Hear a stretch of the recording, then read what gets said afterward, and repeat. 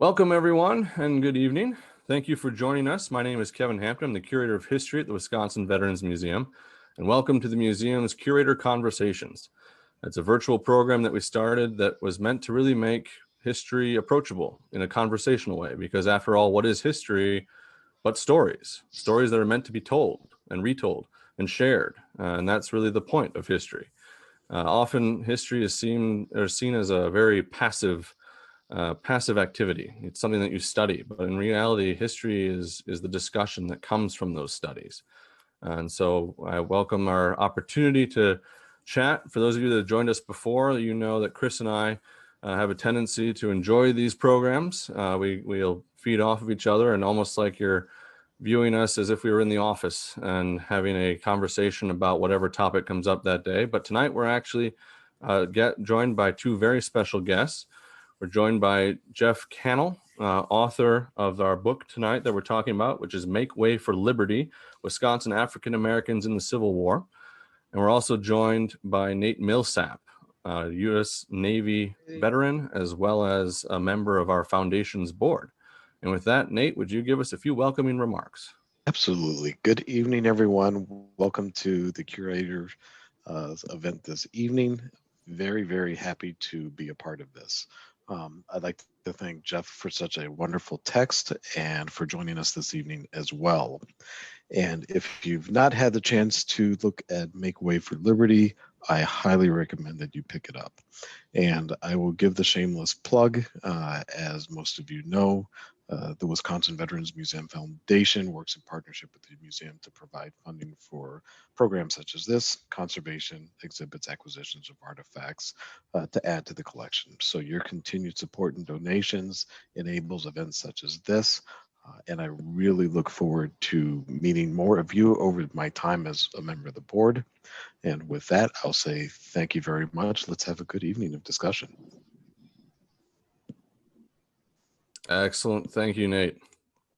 I also want to give a special thanks to the Wisconsin Historical Society Press, since this is their book that's coming out here. And what better way to talk about the upcoming book than with the author himself, Jeff Kannel. So, Jeff, let's talk about the book if we can. Okay, well, thank you a lot for inviting me to be here. This is the first presentation I've made since on the book. And it's still not in stores, but it will be fairly soon, I hear. My father was a history teacher, and Civil War was a special interest of his. And in all the conversations he and I had about it, neither one of us was aware that African Americans from Wisconsin had served in the Civil War. It wasn't part of the history that I learned or that my dad taught. About 10 years ago, I was at the Kenosha Civil War Museum and met a group of reenactors for Company F, 29th United States Colored Infantry, a group from Milwaukee. Because of them, I started researching African-American soldiers from Wisconsin and found many hundreds, and also found that there was no written history covering their service. So I hope with this book to bring to light their service and their lives and their names as well. They proved themselves as soldiers and men to their own people, to their officers, and often to their enemies. After they joined the fight, and for a brief period after the war, the Black veterans lived in a country which offered them more hope than it ever had before, but the promises were not fulfilled. During and after their service, they took the first permanent steps toward the integration of the armed forces much later, and toward the civil rights movement of the 20th century. Servicemen from Wisconsin were actively involved in every step along the way, and I think their stories make a very rich history. The research I did on this were from multiple sources. One of the easiest things to do in researching this was finding the service records of the soldiers. They were federalized troops. The U.S. colored troops were federalized. So all of their records were in the National Archives in Washington and were digitized. So these are easily available on Fold 3, a website. The other resources I used were the Wisconsin Historical Library for their Wisconsin service records, their wonderful newspaper collection, and the archives. I used information from a number of local libraries and museums, including the Wisconsin Veterans Museum Archives, Milton House Museum, Cunningham Museum in Lancaster, and the Civil War Museum in Kenosha, among others. The National Archives in Washington was a great source too, because they have all the pension documents for all servicemen. These are not digitized, so that required me making multiple trips to the National Archives. And they also have regimental histories there, which I did make use of. Before the war, there was the African American population in Wisconsin was scattered over the whole state, predominantly rural and small town. There were a couple of communities I want to mention. One was Pleasant Ridge community in Grant County near Lancaster. This was formed by a number of families formerly enslaved in Missouri and in Virginia, who came together and developed a farming community in that area. The other one was Cheyenne Valley in rural Vernon County, and that community was made up of a multiracial group, white, black, Native American, and various combinations, who moved there in the 1850s and 60s. Two other communities that aren't thought of very much, but contributed quite a few servicemen to the United States Colored Troops and to the Army in the Civil War were La Crosse and Prescott. La Crosse, as a river town, had a number of African Americans who made it there either because they worked on the river or because they had escaped enslavement in the South and had come upriver that far. The other one was Prescott, a small town in Pierce County, which will come up a couple times in this presentation. Again, it was a river town, so there were a number of men who came that were settled there or were there when recruitment happened, who'd been river workers.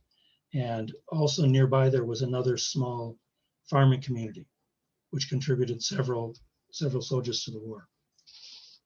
During the first 2 years of the war, African Americans were not allowed to enlist in Wisconsin regiments because of their race. Anyone of African ancestry was prohibited from entering.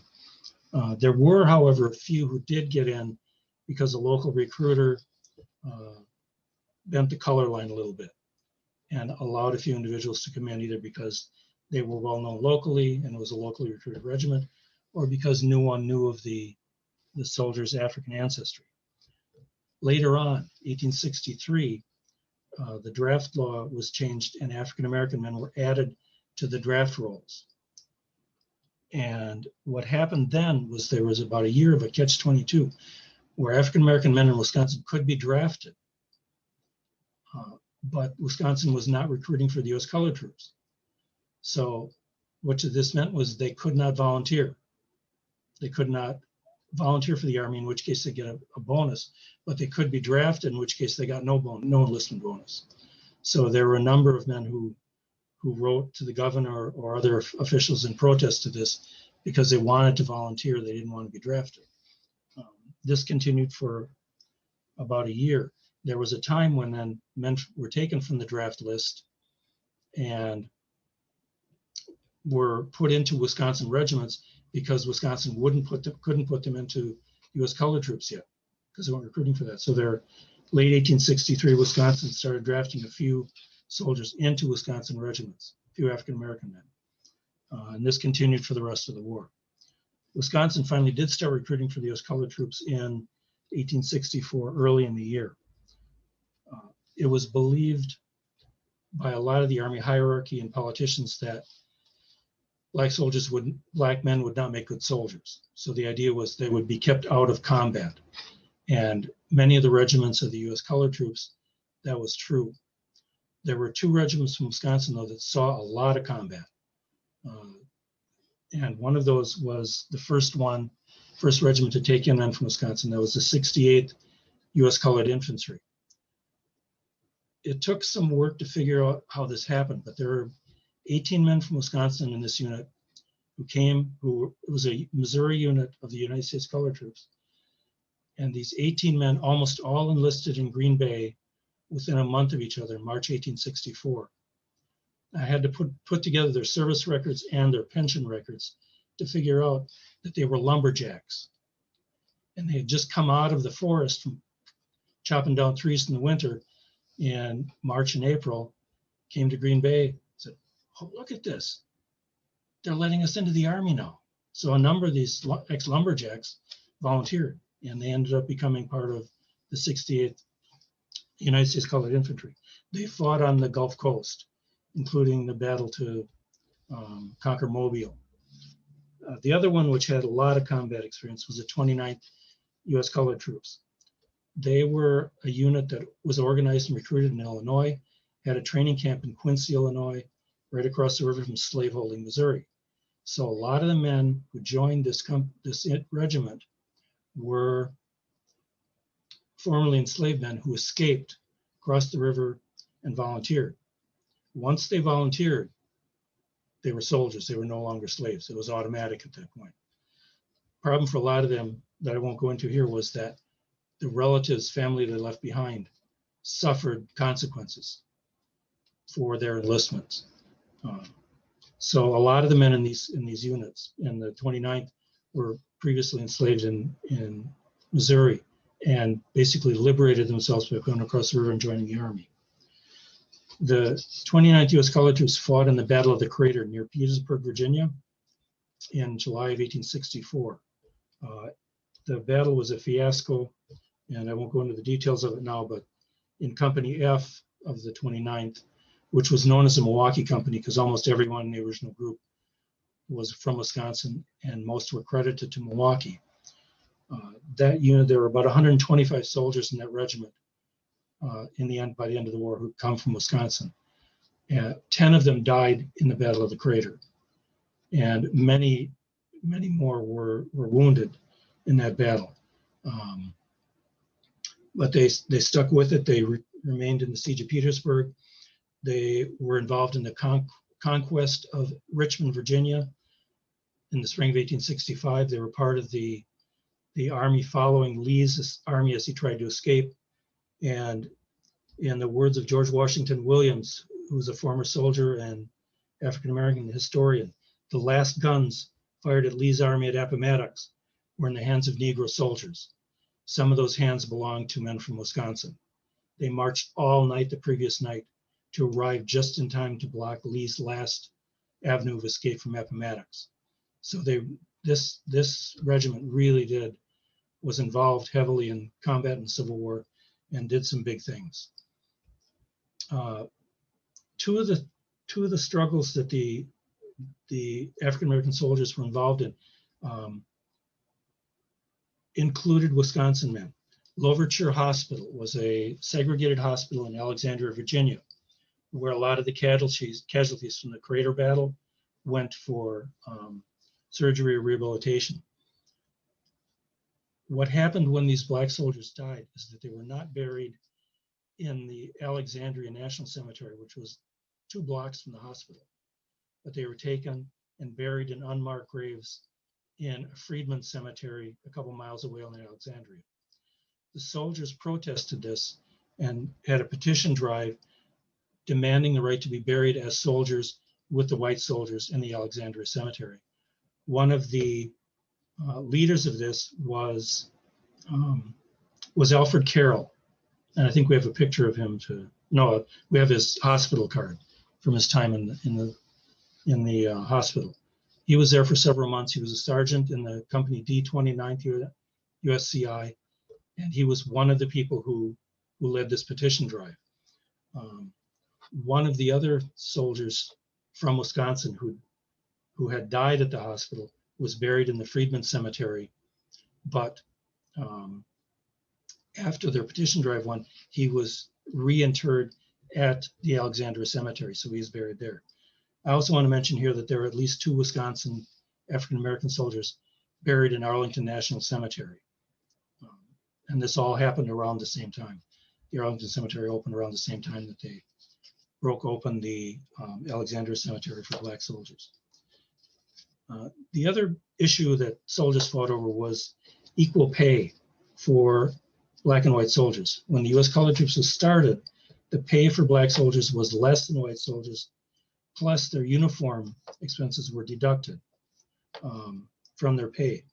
So the 54th and 55th Massachusetts Infantry, which were African-American regiments, which weren't part of the U.S. colored troops, but they refused their pay for over a year, and their white officers with them, until it was made equal to white soldiers. And I bring this in here because there were at least 11 Wisconsin men serving in those two regiments, including Arthur B. Lee, who lived his entire post-war life in the area of Milton. Another group of veterans or soldiers I want to mention, this is Arthur B. Lee, and we'll come back to him later in the story. Another group that I researched were employees of Wisconsin regiments or Wisconsin officers. And I didn't set out to research them, but as I was going through the documents that I could find on them, I found that these employees were just as likely to die in service as the soldiers were. So I started looking up as much as I could about them too, and found about 180 who had actually been placed on Wisconsin rosters as cooks, blacksmiths, teamsters, and many of them moved to Wisconsin later. Some of them, after they had served as employees, enlisted as full-fledged soldiers in the U.S. colored troops. Now, one thing to remember with them is the vast majority of these men were never put on official rosters. So I have 180 some who were there. There were many more hundreds, maybe thousands, who were never put on the rosters. Later on, the ones who were rostered could apply for pensions and got them, and their widows as well. But those who were never placed on a roster could not get a pension, no matter who wrote them supporting documents. So that's kind of one of the sadder parts of all this. I want to mention two families in terms of their service. The Valentine family had 4 family members in service, 2 sons and 2 grandsons, served in 3 different U.S. colored troops regiments, and 1 served in a Wisconsin regiment. One of the grandsons died in service and is buried at Arlington. The other family I'll mention is the Shepherd family from Pleasant Ridge in Grant County. A father and son in the Shepherd family joined the Army, one in the Wisconsin unit and one in the U.S. colored troops unit. Both of them died in service. So that family was pretty devastated by the loss of their father and their oldest son in the service. Following the war, most of the soldiers returned to where they had lived before joining the Army. Most of these men, however, did not own land, had no particular skill trade, so many of them moved on quickly looking for opportunities in other cities in the state or moved west. So one of those who moved west was Alfred Carroll, who we mentioned earlier, as one of the leaders of the petition for burial rights. He served for 8 years in the Buffalo Soldiers west until about 1876. Now, it's been said in a number of sources that the black soldiers did not maintain contact with each other like white soldiers did. They didn't form regimental associations. They didn't publish books. But in looking up the Wisconsin soldiers, they were very linked to each other socially for the remainder of their lives. One of the examples of this, which I did put in the book, I have a table with at least 25 marriages that happened between soldiers and the sisters, daughters, or mothers of their comrades. I'll mention a couple here. One of the soldiers is William P. Stewart, and I think we have a picture of him. Yeah, that's him. Later in life with his GAR ribbon on. William Stewart married Eliza Thornton. William Stewart was from the Cheyenne Valley settlement, and he married the sister of a comrade, Eliza Thornton, who lived nearby in Sauk County. Stewart's own sister, Martha, married Aaron Roberts, another soldier veteran from the Cheyenne Valley settlement. There was a lot of marrying among these families, were very interrelated. Another way in which they maintained contact was when they got around to applying for pensions. The pension folders have many letters from other soldiers, fellow soldiers supporting pension applications for these men. So they really did maintain contact. I think of one pair of soldiers who said they met. It was the names of William Mckinney and Isaac Smith. They were both members of Company F, 29th U.S. Colored Troops. But they met earlier in the war when they both worked for the 11th Wisconsin Infantry during the siege of Vicksburg. When the officers they worked for came back to Wisconsin, these two came back with them. And within weeks, the Wisconsin started recruiting for the U.S. Colored Troops, and they both went right away and enlisted. One of them wrote in one of the pension documents that describing we met in Mississippi, we came to Wisconsin, we enlisted together, we were tent mates throughout the war, and we'll probably be together till the day we die, which actually turned out to be the case. So now the veterans who stayed in Wisconsin really were very often important members of their communities. They, in many situations, founded the churches that served the communities. The Pleasant Ridge Church was built by, among others, the soldiers who lived in the community, black and white families working together to build a church.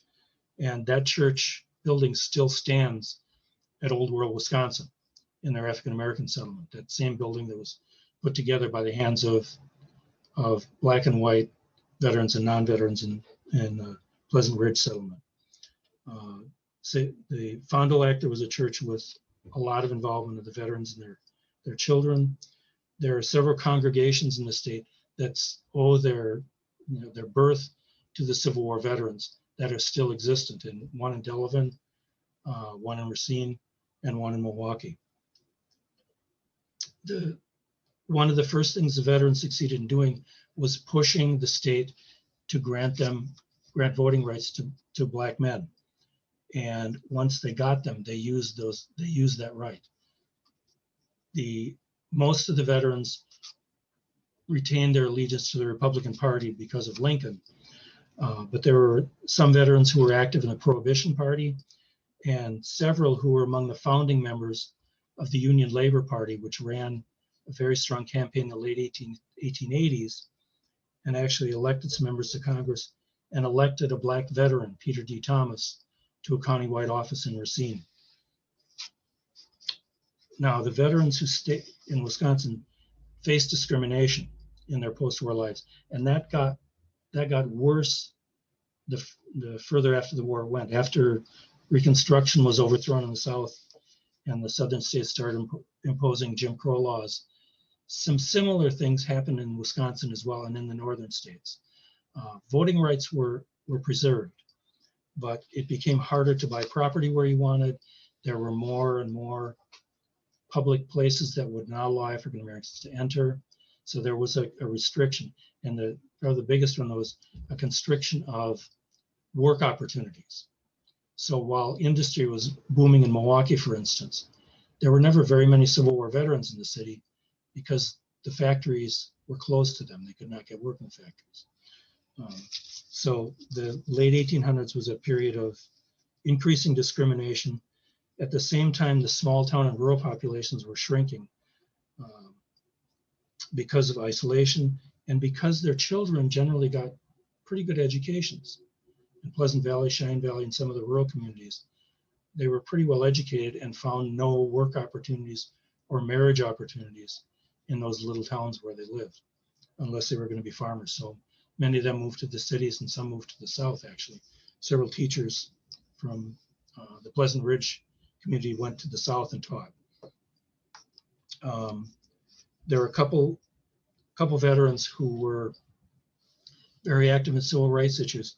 Again, Arthur B. Lee from Milton, who we showed a picture of him before, was a prolific letter writer and was very involved in political activity of the Republican Party for all of his adult life. The other one I want to mention is John J. Miles, who was from Milwaukee. He was a veteran who moved to Milwaukee in the 1870s, became the head waiter at the Plankinton Hotel downtown. and became fairly wealthy, but used his position to help African Americans in Milwaukee, including some veterans, to get work, not just at the Plankinton, but at other locations as well.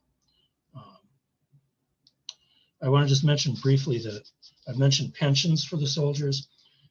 Anyone who was a veteran, who had been on a roster for Wisconsin Regiment or U.S. Colored Troops, could apply for a pension based on disability. Later on, they could apply just for old age, and the widows could also apply for pensions. The pension files are just fascinating because they provide a lot of history of these individuals, of the health and disability issues they had, of their family lives, of the other veterans they were in contact with. But a lot of it documents that they had a tough life, facing prejudice, limited opportunity, limited income. So that small, relatively small pension was a big deal. Black veterans were not as likely to get them because they had trouble meeting all the documentation requirements. And often when they did get them, their pensions were not equivalent to a white soldier with a similar disability. Now, some of these soldiers were very successful in their post-war lives, though. Aaron Roberts is one I've mentioned, who's from Cheyenne Valley. He at one point owned a factory in Hillsboro that was supposedly the largest manufacturer of barrel components in the West. And unfortunately, he lost the factory during an economic panic in the 1890s and was left with what seemed like a fair amount of cash, but probably just a sliver of what he had put into that factory. He turned it around, moved to Oshkosh, and started another business, which also appears to have been very successful. Something we now call flipping houses. He bought old houses, flipped them up, fixed them up, and sold them.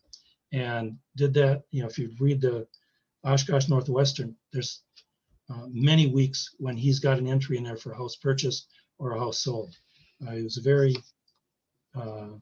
a real entrepreneur. The other one I'll mention is John Jay Valentine, who owned and operated a restaurant and later a hotel with that in Waukesha that was pretty well regarded. One other point I want to make with these veterans is about the Grand Army of the Republic, which is the big veterans organization of the Civil War.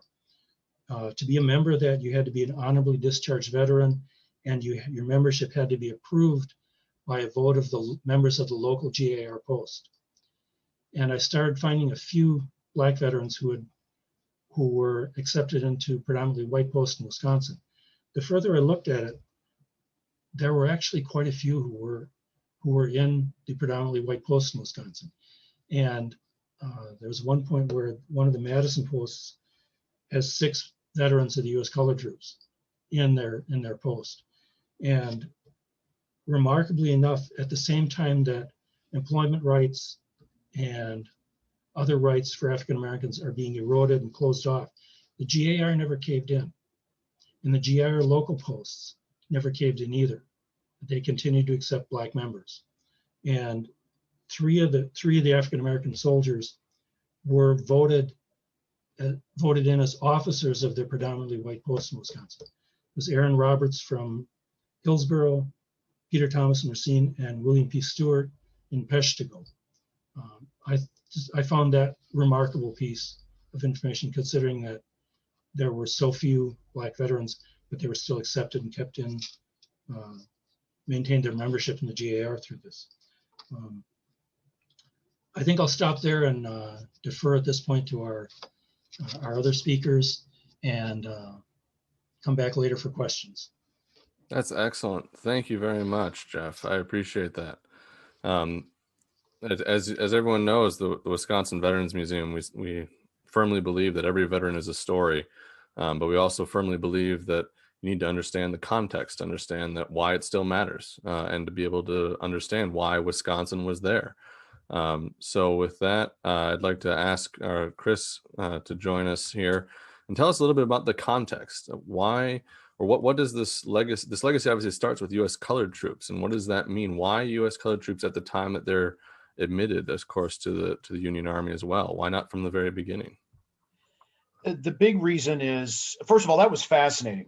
This is a fascinating book, and I commend it to everybody's attention. One of the big things is that when the war begins, it's really from an African American perspective, it's really two stages of the same conflict, before and after January 1st, 1863, with the Emancipation Proclamation taking effect.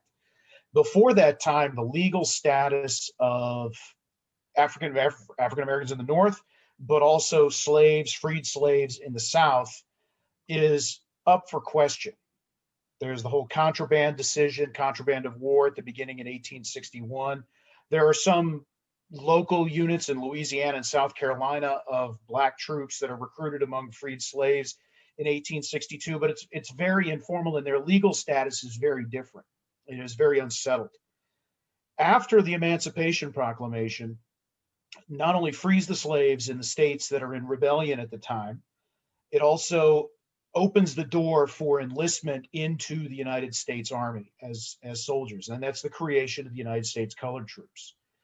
And from that moment is really a path to full citizen. That's where African Americans start the path to full citizenship. And in some ways, if you look at it from the very broadest possible context, a lot of the civil rights advances are tied somehow to military service, from the Emancipation Proclamation in 1863 all the way to 85 years later, when Harry Truman desegregates the military in 1948. Mm.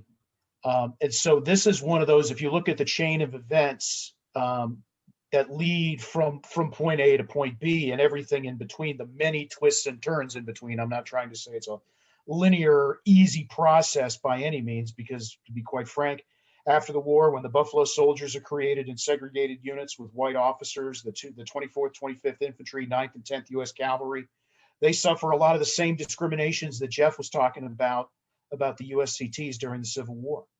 And then you can go even further into the First World War, where the 92nd Division fights as a segregated unit under French command, because John Pershing, for many political reasons, is not willing to have African American regular soldiers fight as combat troops in the American Expeditionary Force, all the way through the Tuskegee Airmen, which of course that's a very famous told story in World War II. And I will always remember there was a veteran, African American veteran, who told in an oral history in the mid-90s. He said the German POWs had more rights in the South than I did during the Second World War.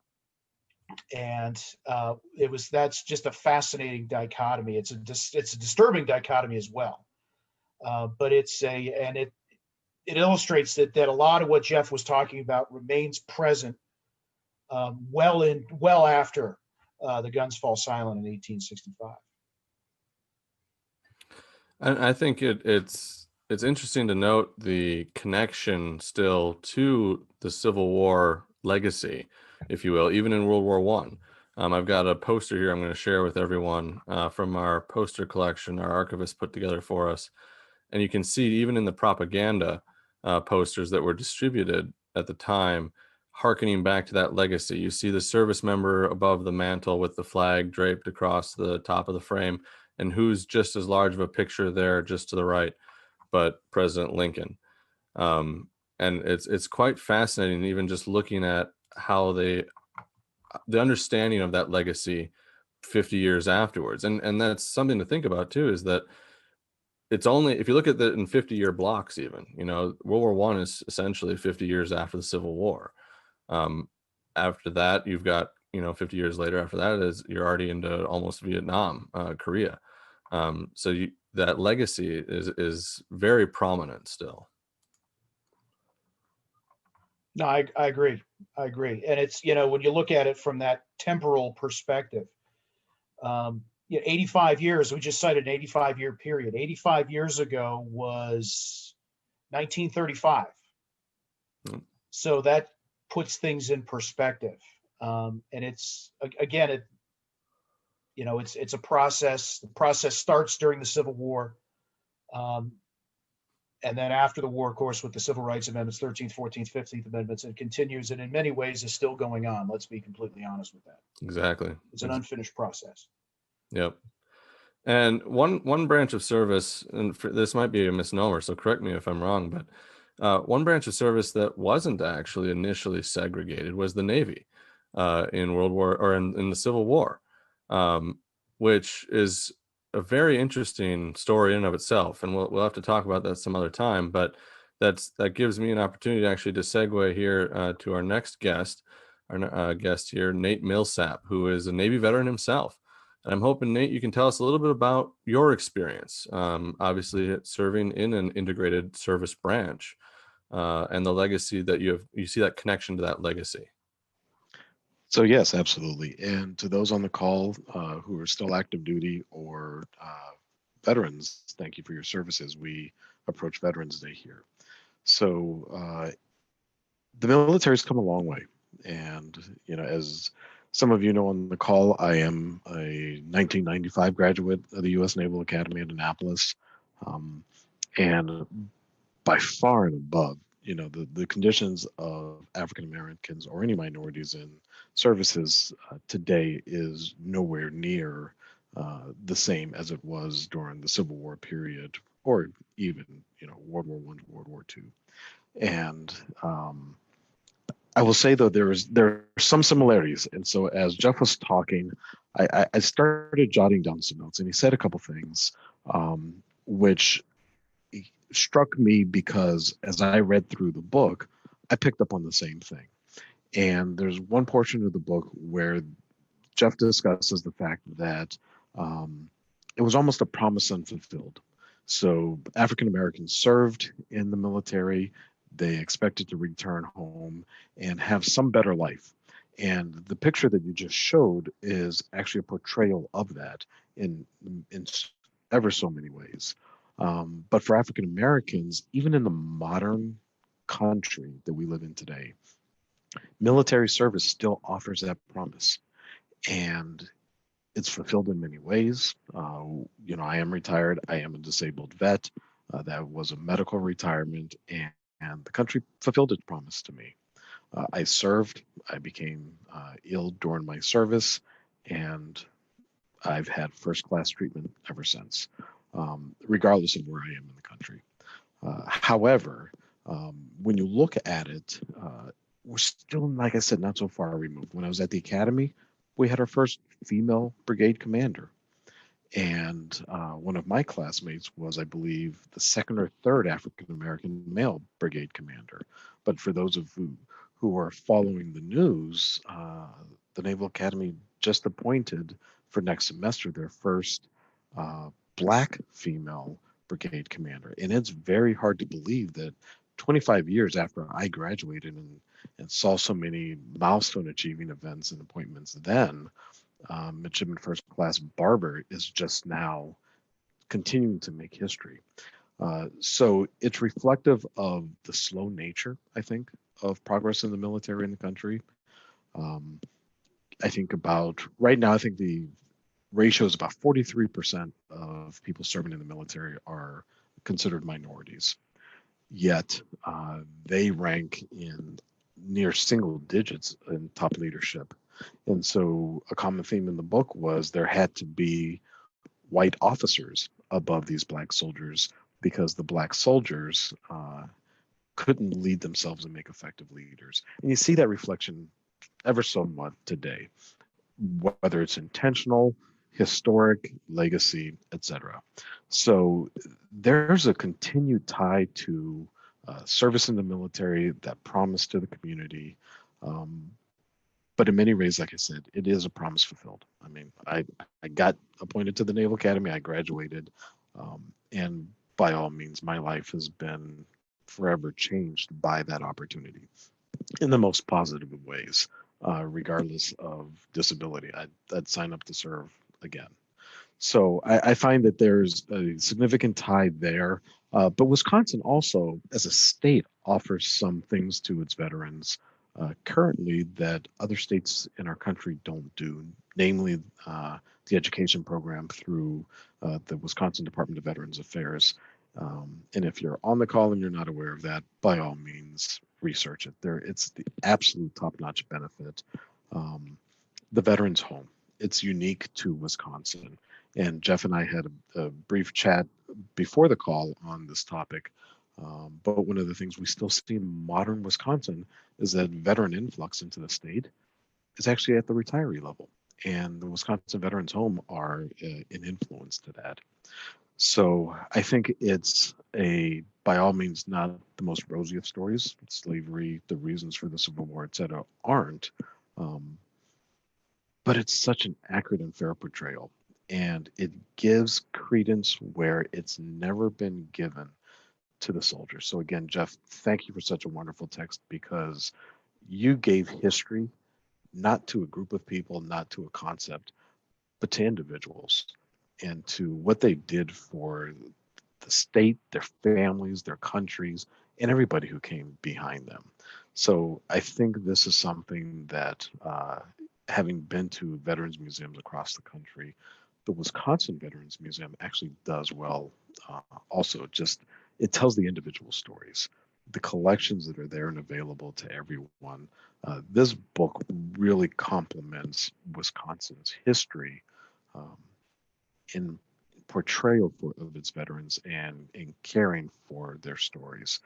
So I think that overall we've come a long way. I would encourage everyone to read the book. It's you can't get it, and I say that from the perspective of I was a history major, and I must say I've never read anything on the Civil War like this, period. And so, be it for a white soldier or a black soldier, this is just top notch. So I agree. I completely agree. Thank you for that, Nate, and thank you for those comments. You're right. It's that humanity behind the history that really makes it impactful, makes it a way you can connect with that legacy and that past and those stories in a way that you can't do otherwise. And that's something that we strive to do at the Veterans Museum. And I think you're exactly right. This book is a perfect augmentation of that as well, where you learn the stories of the people. And I always say, and if anyone's on the call, it's heard me before, I like alliteration. So it's the humanity in the history. It's the faces behind the facts that make the difference, because that's what makes history real. That's what makes these stories what they are, which is stories. And that's why they need to be retold. They shouldn't be hidden off somewhere or not covered. So actually, Jeff, that brings me back to you. We got a couple questions for you. What are some takeaways? You got to know the individuals in this book better than any of us. We've got a few of them in our collection at the Veterans Museum, but what are some takeaways of getting to know history at that individual level and frankly, to be able to tell their stories that haven't been told before? There are a lot of times when I thought I would really like to sit down somewhere with a bunch of these men around a table with a bottle of whiskey or a pitcher of beer or coffee for the prohibitionists and just listen to them talk about what they went through and what their lives were like. That would fascinate me, because for a lot of these guys, I got a lot of information, but I'd like to hear their voices. I'd like to hear the other things about them that that wouldn't get into the documents. One of the people I've mentioned before was William P. Stewart, and I need to make sure I get this in, because it's really one of the things that's very relevant today. After he was a member of the GAR in Peshtigo, eventually he and his family moved to Washington State, where he lived the rest of his life and was a farmer. In Washington State, there was a highway running from Seattle up to the Canadian border that in the 1930s, the Daughters of the Confederacy got the state of Washington to name that the Jefferson Davis Memorial Highway. Oh, wow. So this really relates to a lot of what's going on now with Confederate monuments. Many of those were put up long after the war was over by Daughters of the Confederacy or Sons of the Confederacy. This one, in the case of this highway, this is long after all the veterans are dead. So it's very much a political statement that, well, in our view, the South really won. And out in the state of Washington, they're naming highway after him. 2017, the Washington legislature passed a bill signed by the governor renaming that highway the William P. Stewart Memorial Highway for the Wisconsin African-American soldier from Company F, 29th U.S. Colored Troops, instead of Jefferson Davis. And I think that's an absolutely totally appropriate response to something that shouldn't have been there to begin with, but definitely shouldn't be there now. I'm so happy they did that. And actually, a great granddaughter of Mr. Stewart was the first descendant of one of the Black veterans that I made contact with, and has been very supportive with this. And she was very much a mover in getting this name change. So Excellent. that's one story I wanted to make sure I got in there. That's an excellent story, and definitely needs to be remembered. One thing I really enjoyed about the book too is that it's not just a book of stories, but it's an excellent resource to actually go through the last part of your book, where you've got these wonderful tables that have all the information about every person you found. And one thing that I found fascinating was just, it goes on for pages. And you think, the stories aren't well known, to be honest. You ask the random person off the street, how many African Americans served from Wisconsin in the Civil War. So the numbers aren't really well known at all. Is there anything you could tell us about those numbers and perhaps the misnomer of what was perceived as how many served before? The few books that ever mention service of African Americans pretty much just pull a document out of a government form and use that as the truth. The total number of rostered servicemen I found from Wisconsin is thus far 469. That may not agree with the book, because I think I've added a few since then. So 469 who were rostered soldiers in Wisconsin regiments, in the U.S. Colored Troops, in the Navy, and then another at least 217 who were employees. I think the number of employees, whether roster or not, is probably over 1,000. Wow. Just based on some of these regiments that in their histories make mention of 40 or 50 men working for them at a time, and not one of them was put on a roster. So I really think that the actual numbers is probably over 1,000. So there's still more to be found. I think there are more in the Wisconsin regiments. It's very hard to tease out from there who was Black and who was white. And there isn't a whole lot of documentation, so they're harder to find. Yeah. And there were other U.S. Colored Troops veterans who moved to Wisconsin later that I may not have found. So that's excellent. And that's the best part of history, is that the discovery never ends. And there's always more to research. That's that Indiana Jones moment where you just keep digging to see what you can find. For the record, Kevin, that number, just so people understand that number is 99 out of 99,000 USCT troops that are credited to the various United States Colored Troop, infantry, cavalry, and artillery units that served with the Union Army during the war. Wisconsin as a whole is credited with about 91,000 total enlistments during the Civil War. So just to put it in perspective, it's slightly larger than Camp Randall Stadium. But I just wanted to give some additional context to what Jeff's talking about there. Yeah. And one thing to add to that is that discovering and looking at the statistics and how it changes. We have said that we're credited with over 91,000. And actually, within the last couple of years, we've done the research and we found out that it's only 81,000. That there's actually 10,000 that re-enlist and are listed twice as if they're two different individuals, but they're the same person. So there's always more to find, and there's always more to dig into. So that number even becomes even more striking when you remove that 10,000 cap from the top too. And I eliminated the duplications. Yep. There were a number of these soldiers who served in multiple terms or in different units, and I took them off. So they were only counted once each.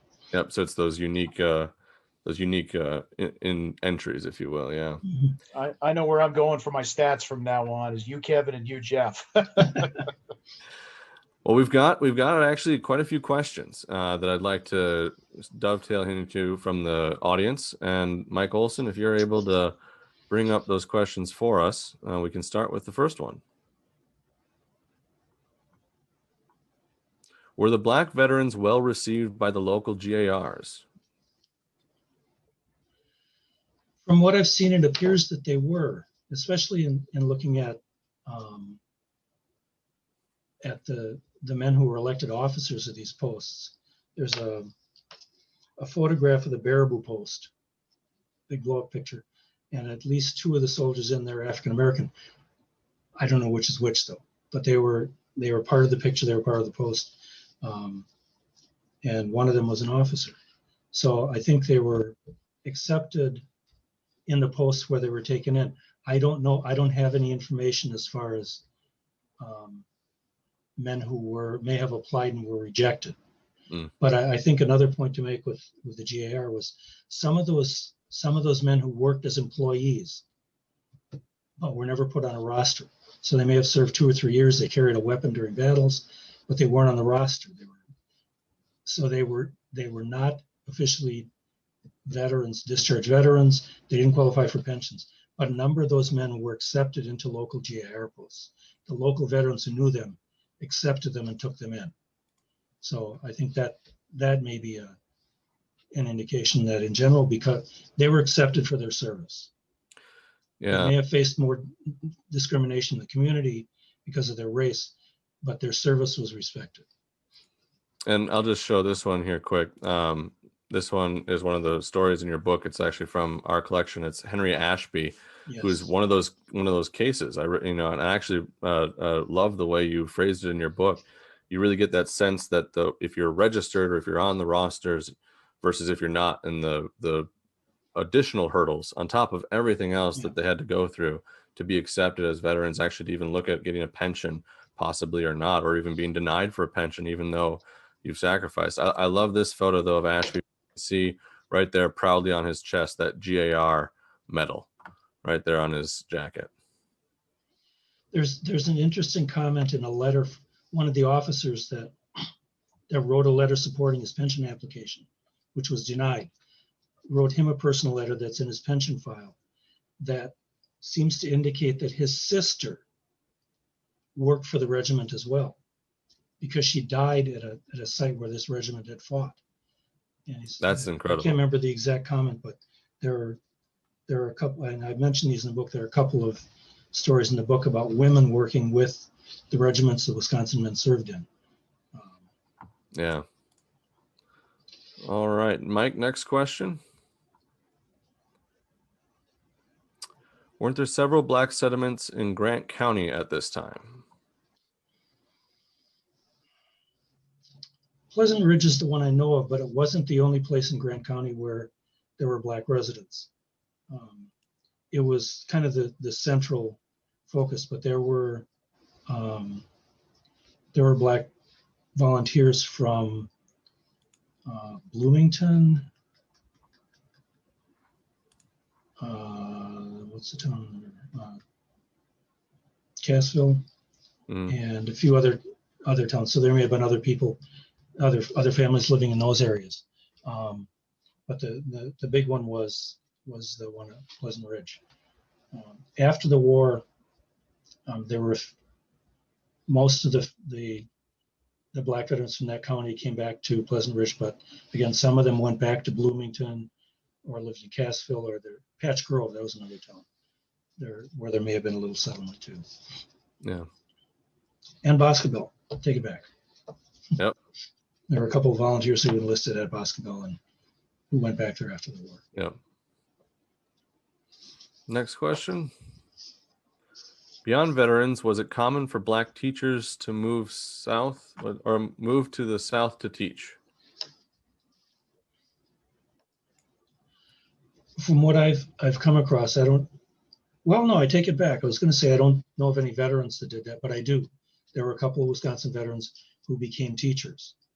And although I can't think of any who went into the South, one was in Nebraska, some in Wisconsin, but some of the daughters of the veterans, particularly from Pleasant Ridge again, became teachers, taught in the South. There was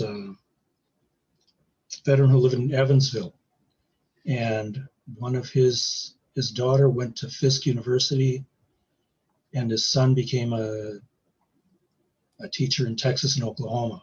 So yeah, there were more than a few who did that. Excellent. Next one. Did you come across either Newark Valley, a small 1850s African-American community near Adams, and how common was it for enlistees who were Black being assigned to all-white regiments, as in this case, in roles of subservient labor? That's where the Valentine family lived. It was in Newark Valley, Adams County. So the two sons went into the U.S. colored troops, and one of the grandsons enlisted in a Wisconsin regiment, along with 3 or 4 other people from that community. The regiment was recruited locally in Adams County, and these guys were taken into that regiment, but they were listed officially as privates, but they were also listed as cooks. But they were in white regiments, Wisconsin regiments. This was fairly late in the war, but yeah, I did come across it. There was another interesting one too from earlier in the war. Somebody from Adams County who attempted to enlist and was refused. He attempted to volunteer for Wisconsin regiment and was refused. And that was probably 1863, 1864. They were at that point accepting him. But yeah, that's the Newark Valley community came up because of the Valentine family, but there were others. There was a Manley, and I can't remember the other names now, but there were 4 or 5 from that community who all went in together. Interesting. Next question. Weren't there several Black participants in the Bonus Army of 1932? Chris, this one's yours. Yeah, I'll take this one. Let me quickly explain what the Bonus Army is, first of all. As you may notice from the year there, 1932, we're in the throes of the Great Depression. And after World War I, the Congress had voted bonuses to soldiers who had served overseas in the American Expeditionary Force, payable in 1945. Well, here we are in 1932. We're in the throes of the Depression. Many veterans go to Washington and camp out in the Anacostia Flats, protesting, and some of them, quite frankly, don't have anywhere else to go. And they're basically camped out there asking Congress, begging Congress, really, in some ways, to see if they can get an advance on their pensions. And a sizable minority of them, sizable, I don't know the exact numbers, but there's a significant minority of them were African Americans that had served either in the segregated 92nd Division. There were a couple of flyers that had flown with the French Air Force. There were also several that had served in pioneer units and construction units and things like that over in France as well. But they're there with their families also. And then at the end of July, it's one of the darkest moments in the history of General Douglas MacArthur's career, because he sends the 3rd Cavalry to disperse them using tear gas. And George Patton is involved in that as well. And actually, in one of those things the newspaper picks up on that's very symbolic of the whole thing, Patton runs across the guy that saved his life on the battlefield in 1918 and says, "I take away this man, I don't know who he is." So it's a very, very dark chapter, but there's no question that some of the African-American veterans were there as well. Again, it goes back to what Nate was talking about, the promise of citizenship, the promise of what you serve the country, you do your duty as a citizen, the country is supposed to have has made some promises to return. But yeah, there's no question they were part of the Bonus Army. And actually, that's a good picture there of actually from a World War I period, but that same sort of thing, doing that duty as part of the American Expeditionary Force. Yep. And that fulfillment of the promise you would see, and you see that legacy again, connecting it all back. Mm-hmm. All right, last question. What did the research for the book reveal about the motivation of African Americans who volunteered to serve in the Union Army? I think they had, if you read biographies or written histories from white soldiers, they had mixed reasons for joining. Some were abolitionists, but most weren't. Some were just mad that the South seceded and were attacking the flag, and they can't do that. Some were looking for adventure at the first part when it looked like it was going to be a nice, quick war. So I think the white soldiers had very mixed motivations for it. I don't think the African Americans had mixed motivations. I think they saw the war from day one as the possible end of slavery. I took the title of the book from an editorial in the New York Anglo-African newspaper, which was a weekly newspaper. The first editorial after the war started was titled "Make Way for Liberty," and it basically said, "This is it. This war, if it is, they aren't saying it now. This war is going to be about slavery. It's going to be about ending slavery, and we need to be ready to join it in any way, join it and support in any way possible, as much as we can." So I think you think about some of these guys, the two guys I said before who would stay together for the rest of their lives, and they did. They got out of the South. They hooked up with the Wisconsin Regiment, got out of the South, got to Wisconsin. They were free. They were out of the war. They were out of enslavement. 2 weeks later, they both volunteered. Yeah, and they volunteered to go back and finish the job. They volunteered to go back and end slavery. So I don't think they had, many doubts or much variation as far as their motivations go. They were in it to end slavery. I was gonna say that's very telling, their timeline of when they arrive versus when they enlist to go back, essentially.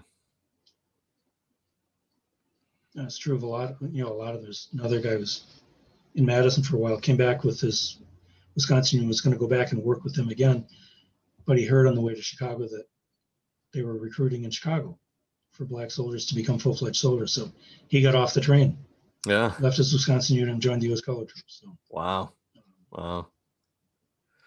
And Mike, do we have one last one or two more?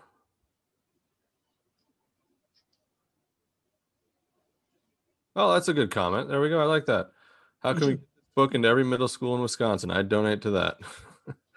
I think it's a very important message that a very important story too that needs to be added. I noticed Kristen Gilpatrick of the Press responded to that in the chat. So I think they planted a very fruitful seed there for sure. All right, and we've got one last question.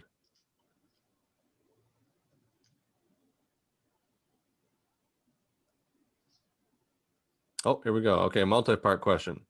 Did any soldiers serve in burial units? How long did they typically serve? And what was the typical widow pension? Don't know about the first two. Anybody else? I would imagine some of those details. There's some famous pictures of, for example, dead on the Cold Harbor battlefield. And you could tell that's African Americans burying them. A lot of them would be employees, would fall into the employee category that you're talking about, Jeff. Right.